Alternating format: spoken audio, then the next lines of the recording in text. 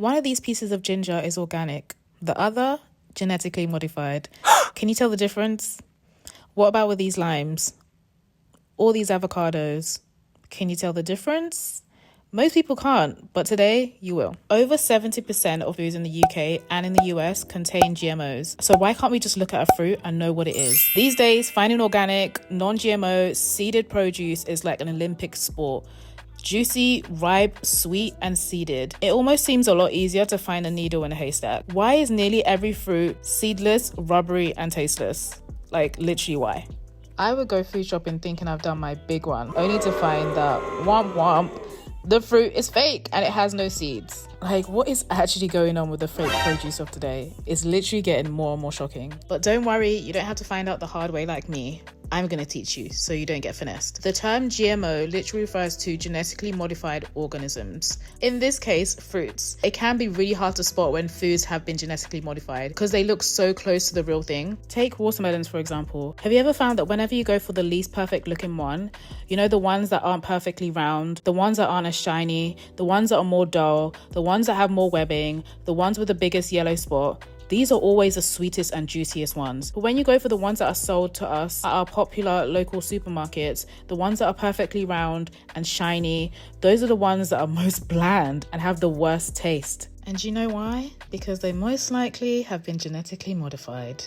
But anyway, let's take it back to the genesis of it all, literally. In Genesis 1:29, it says, "Then God said, look, I have given you every seed-bearing plant throughout the earth and every fruit tree for your food." Emphasis on the seed-bearing part of that scripture, okay? If the fruit doesn't have seeds in it, I do not want it. As for watermelons, black seeds to be precise. If I cut open a fruit and I don't see some seeds falling out, there's a problem. If I bite into a fruit and I'm not spitting out seeds every few seconds, there is a problem. Seeded fruits are nature's original plan for our bodies to thrive. I believe so anyway. For me, the seeds indicate to me that it was made by nature, and the seedless indicates to me that it was made by man. Probably in a lab. I want the former. So to reiterate, when it comes to watermelons, make sure you're eating the black seeded watermelons. The seedless or the white seeded watermelons are a no-go. Next up, ginger.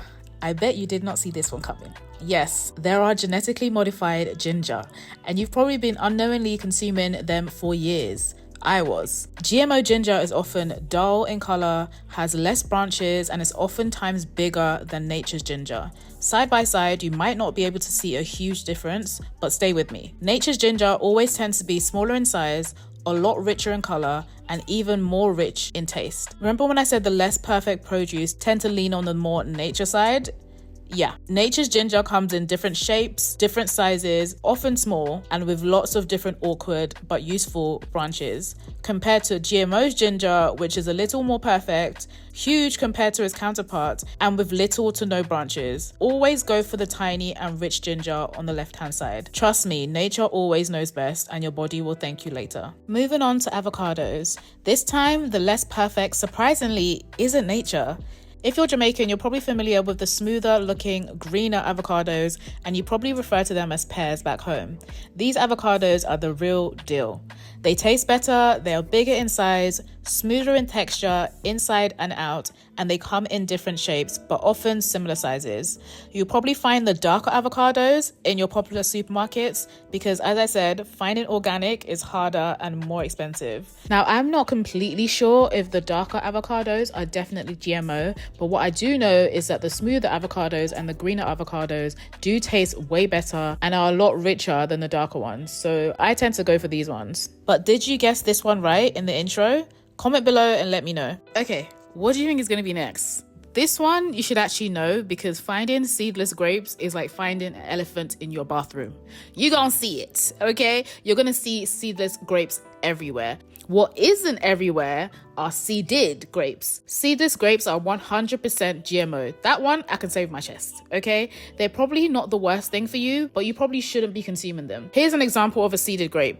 You crack it open and boom, seeds, as it should be. Compared to its GMO counterpart, crack it open and the seed is nowhere to be found. Okay, I'm sure Waitrose isn't the only supermarket to stock seeded grapes in the UK, but that's personally where I get mine from. Either that or my local boss man. If you're American, I guess you can call it your farmer's market or your independent supermarkets. But yeah, I try my best to only consume seeded grapes. And of course, I wash my produce. GMO or not, they're still likely to be sprayed with pesticides and harmful chemicals, so make sure you're washing your produce. But you guys have heard me bang on about how much I love watermelon juice for years, but a close second to that has to be fresh, organic, seeded grape juice. I love. When I tell you this juice tastes so good and rich, if you haven't already tried it, you're missing out. I promise you, you will never, ever go back to Ribena or those fake fruit juices that you see in the stores that are marketed to be good for you. They're terrible.